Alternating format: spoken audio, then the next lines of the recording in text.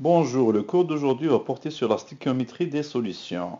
On a déjà parlé de la stéchiométrie dans l'unité précédente, donc c'est la même façon de voir le même raisonnement.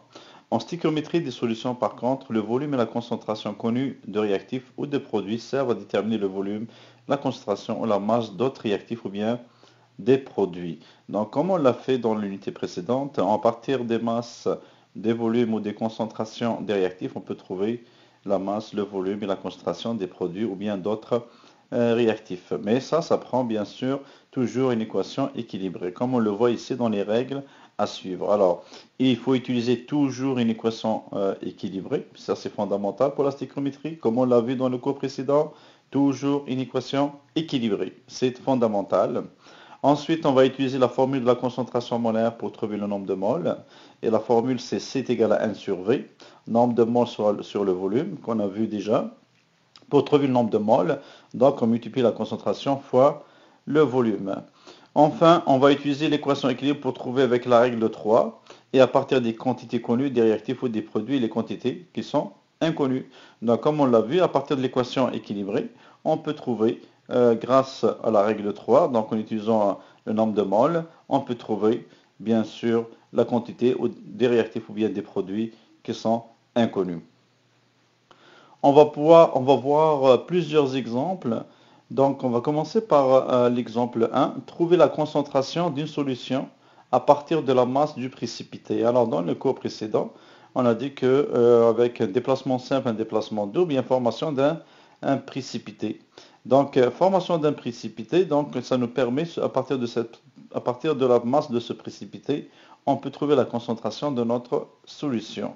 Dans ce cas, par exemple, la concentration de nitrate d'argent. Alors, tu mesures avec précision 100 ml d'une solution de nitrate d'argent, AgNO3, de concentration inconnue, donc on ne connaît pas sa concentration. Tu verses la solution dans un bécher, tu ajoutes un bout de fil de cuivre et tu laisses le mélange reposer plusieurs jours. Une fois la réaction terminée, tu grattes avec soin l'argent et déposé sur le fil de cuivre et tu filtres la solution en diant C2+, pour recueillir tout l'argent.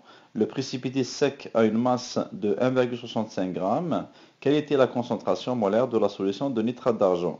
Dans ce cas, donc, on connaît la masse du précipité, on connaît le volume de la solution de nitrate d'argent, on veut connaître la masse ou la concentration molaire de la solution de nitrate d'argent. C'est la question. Alors, avant de commencer quoi que ce soit, il faut écrire l'équation équilibrée comme c'est le cas ici. Alors, on a du cuivre, donc un fil solide, c'est du métal, qu'on met dans une solution de nitrate d'argent.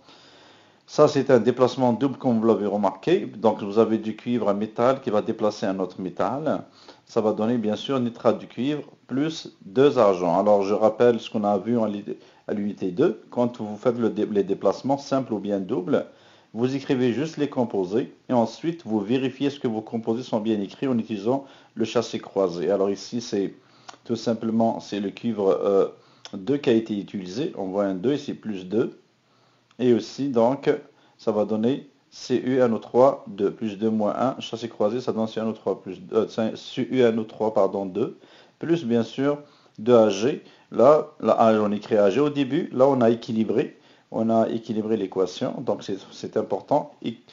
Faire le déplacement, écrire correctement le composé obtenu, et ensuite, à la fin, faites bien sûr l'équilibre, donc bien équilibrer votre équation. Une fois c'est fait, on commence à faire les rapports. Alors ici, on va trouver le nombre de moles de l'argent. Donc comme on l'a vu en stéchiométrie, on convertit toutes les données en moles. Le nombre de moles de l'argent, c'est la masse divisée par la masse molaire de l'argent. Ça va donner 0,05296 moles. Comme vous le voyez, on n'a pas arrondi.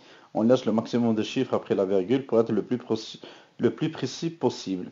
Ensuite, la troisième étape, on va faire la règle de 3 ou bien les rapports molaires. C'est la même chose. Alors, 2 moles de nitrate d'argent donnent 2 moles d'argent. Donc, vous avez ici 2 moles de nitrate d'argent donnent 2 moles d'argent parce qu'on a la masse du précipité. Il nous donne la masse du précipité. Donc, on fait le rapport entre ce qu'il nous donne, qui est la masse du précipité, qui est l'argent dans ce cas, 1,65 g qu'on a converti en moles, avec ce qu'on cherche. On cherche les nitrates d'argent. Donc, c'est toujours entre ce qu'il nous donne et ce qu'on cherche. Alors ici, on a 2 moles, c'est une règle de 3 en fait, la même chose, mais sous forme de rapport. Alors 2 moles de nitrate d'argent donne 2 moles d'argent. Moi, j'ai combien de moles d'argent? J'ai 0,0159, c'est 00, pardon, 0,015296 moles d'argent. Donc ça va me donner une multiplication croisée. 0,015296 fois 2 divisé par 2, donc ça va donner la même chose, par on a 2 moles pour 2 moles. Donc vous voyez, on a trouvé le nombre de moles de notre nitrate d'argent. Maintenant, il demande la masse, ou pardon, la concentration molaire, comme vous le voyez ici. Donc, tout simplement, il faut trouver C. C est égal à N sur V. Alors, nombre de moles, on l'a, on vient de le trouver. On connaît le volume de nitrate d'argent, c'est 100 millilitres, mais il faut convertir ça en litres, parce que la concentration molaire, c'est des moles par litre. Donc, ça donne divisé par 0,1. Ça vous donne 0,153 moles par litre. Donc, on a ici la concentration molaire de la solution était de 0,153 mol par litre. Dans l'exemple suivant, on doit trouver la concentration des ions à partir de la masse du précipité. Donc tout à l'heure, on a trouvé la concentration de la solution à partir de la masse du précipité. Cette fois, c'est un peu plus précis, trouver les ions à partir de la masse du précipité. Donc on va voir que c'est la même chose, sauf qu'il y a une petite différence parce qu'on parle d'ions. Alors, quand on ajoute suffisamment de nitrate de plomb à queue, le PbNO3 pour qu'il soit en excès à 125 ml d'une solution d'iodure de sodium NaI, un précipité jaune vif d'iodure de plomb 2 se forme. Le précipité sec a une masse de 4,13 g. Quelle était la concentration des ions iodure dans la solution d'iodure de sodium? Alors ici, on vous demande la concentration, lisez très très bien, on cherche les ions des ions, la concentration des ions et pas la concentration de la solution. Dans ce cas, c'est les ions iodure. Alors, on a les données, le volume, d'iodure de sodium 125 ml. On a aussi la masse du précipité qui est 4,13 g. Alors, vous imaginez que cette masse, je vais la convertir après en mol. Toutes les données doivent être converties en mol en stéchiométrie. Alors, comme on cherche des ions, et on revient au cours précédent, il faut trouver l'équation ionique nette. Pour avoir des ions, il faut avoir une équation ionique nette, comme le nom l'indique, équation ionique. Alors, on va d'abord écrire l'équation, ou bien l'équation, oui, chimique équilibrée. Et vous voyez qu'il dit que ça réagit entre le nitrate de plomb 2 et l'iodure de sodium. Donc, je vais écrire PbNO3 2, P plus 2 moins 1, c'est PbNO3 2, plus NaI, ça donne quoi? Ça donnera tout simplement PbI plus NaNO3. Alors, Pb prend la place du Na, Na prend la place du Pb. Donc, ça donne PbI, mais j'écris I2 parce que plus 2 moins 1. Donc, faites attention, c'est le châssis croisé qui va décider de la formule du composé que j'obtiens. Alors, ça donnera plus 2 moins 1, ça donne PbI2. NaNO3, parce que plus 1 moins 1, ça donne NaNO3. Ce n'est pas parce qu'il y a 2 ici qu'on doit mettre un 2 ici. Le sodium peut donner un électron et le NO3 peut capter un seul 7 électrons.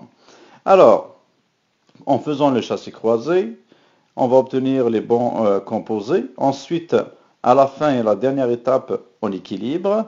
Alors, l'équilibre, vous voyez ici, j'ai 2 NO3. Je vais mettre 2 à côté du NaNO3. Ça va me donner 2 NO3 aussi. Ici, j'ai 2I. Donc là, il faut que je mette 2 à côté du Na. Ça donne donc 2 NaI. Voilà, l'équation maintenant est équilibrée. Donc, on a fait un déplacement double. Ensuite, on a écrit correctement les composés. Et enfin, on équilibre l'équation. Là, il nous demande de trouver la concentration d'ions. On voit ici dans cette équation, il n'y a pas d'ions. Mais quand c'est dissous dans l'eau, on va écrire l'équation ionique nette. Donc, à chaque fois qu'il vous demande la concentration d'ions, il faut trouver l'équation ionique nette. Alors, l'équation ionique nette, ça va donner Pb2+, parce que c'est le plan 2 qui a été utilisé, plus 2NO3-. Vous pouvez faire le châssis croisé aussi pour trouver la charge sans regarder le tableau périodique. Le 2 vient du plan. Et le 1 qu'on n'écrit pas avec le plan vient du NO3. Donc ça donne Pb2+, plus 2NO3-. Pourquoi 2? Parce qu'on a 2 NO3 ici, vous voyez en indice. Plus 2Na+, ici on a aussi 2Na, vous voyez le 2 coefficient. Plus 2I-, ça donnera PbI2. Là on ne le touche pas comme on l'a dit dans le cours précédent, c'est un solide. Donc ce n'est pas des ions, ce n'est pas aqueux, c'est un solide, c'est une poudre, donc il n'est pas ionique. ça donne 2Na plus 1O3, 2NO3-. On distribue le 2, vous voyez ici 2NO3, 2Na plus. Là, on élimine tous les ions spectateurs comme on l'a fait dans le cours précédent, tout ce qui se répète dans les réactifs comme dans les produits. Il va rester quoi? Il va rester Pb2 plus 2I-, ça donne Pbi2 solide. Là, on a notre équation ionique nette et on voit bien les ions iode qui apparaissent à ce niveau. Là, on cherche que la concentration des ions iodures, donc les ions iodures que vous voyez ici, on cherche leur concentration molaire. Alors, pour chercher, on va faire comme on l'a fait dans le cas précédent, dans l'exemple précédent. Alors, on a ici à trouver le rapport molaire ou la règle de 3 entre ce qui me donne, qui est le précipité d'iodure de plomb 2, et ce que je cherche, que c'est les ions iodure. Donc pour cela, il faut trouver le nombre de moles, convertir le nombre de moles d'iodure de plomb 2. Donc la masse divisée par la masse molaire. On a trouvé la masse molaire comme vous voyez ici. Donc la masse est de 4,13 grammes divisé par la masse molaire de l'iodure de plomb 2. Ça donnera 0,08958. Comme vous voyez ici, on arrondit pas, on laisse jusqu'à la fin. Là, on va faire la règle de 3 ou le rapport molaire. C'est la même chose. On a 2 moles de I- pour 1 mole de PbI2. Donc, 1 mol de PbI2, comme vous voyez dans l'équation ici, 1 mol de PbI2, ça donnera 2 mols de I-. On le voit ici, 1 mol de PbI2, ça donne 2 mols de I-. Là, j'ai pas 1 mol de PbI2, mais j'en ai 0,08958 moles. Ça va donner donc 0,008958 moles fois 2 divisé par 1. Donc, ça va donner 0,017918 mol d'ion d'iodure. Alors là, on a le nombre de moles. On a le volume, c'est 125 millilitres converti en litres. Donc, c'est égal à 1 sur V.